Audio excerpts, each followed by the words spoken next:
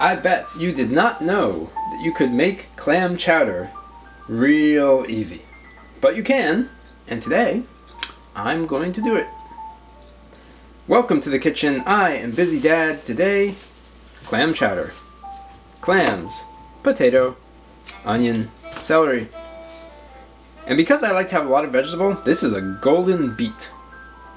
So the first thing we've got to do is take these, chop them up into about 1/2 inch squares. Just like that.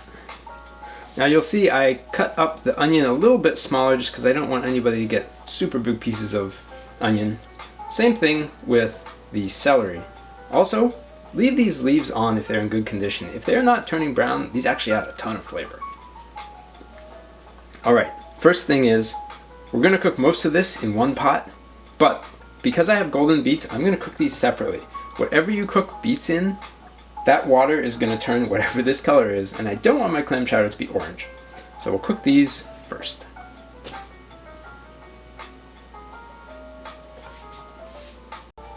Now, we've also got to get the rest of our clam chowder started.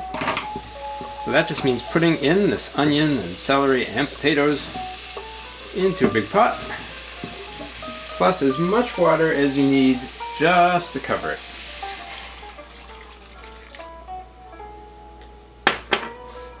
Now, along with all of this stuff, we also need to put in, obviously, our chopped clams.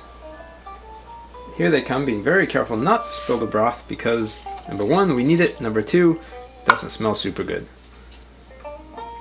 But it is going to taste good when it's in there. Okay, one or two more things we need. Usually you would have salt pork or bacon in here, and the bacon is a very necessary flavor to make this taste like clam chowder. You could use bacon, just chop up some into small pieces, throw it in there.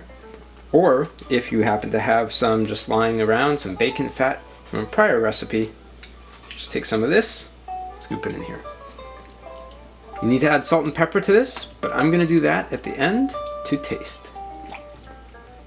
We're just going to let this simmer and let the stock reduce a little bit to concentrate the flavors. And once that potato is tender, so you can stick a fork in it, but it's not fully cooked, we'll finish this up by making the broth a little bit thicker. Okay, so when this is almost done, we're just going to get a little bit of broth from there, let it cool down, can't do this with hot, and then add a little bit of flour. Mix this around, kind of make this just a uniform mixture of flour and water.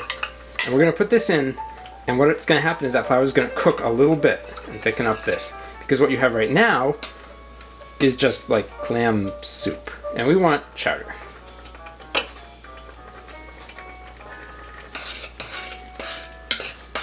So we'll let this sit to thicken for a minute, and then we will serve it up with our golden beets. Okay, here we go. So we'll just get these beets on the top. What do you think? I think that looks pretty good. Let's give this a shot. Oh, it's so good. So you can taste the clams, you can taste the bacon a tiny bit. I've got a little bit of salt, actually kind of a lot of salt on there, to make it taste like it just came out of a restaurant kitchen to your table. Well, that's pretty much it for today. If you like this, give me a thumbs up. If you're a new viewer, hit subscribe so you get notifications. Let me know what you might like to see on this channel, because right now the audience is super small and you get to guide it. And then join me next time when Busy Dad is cooking.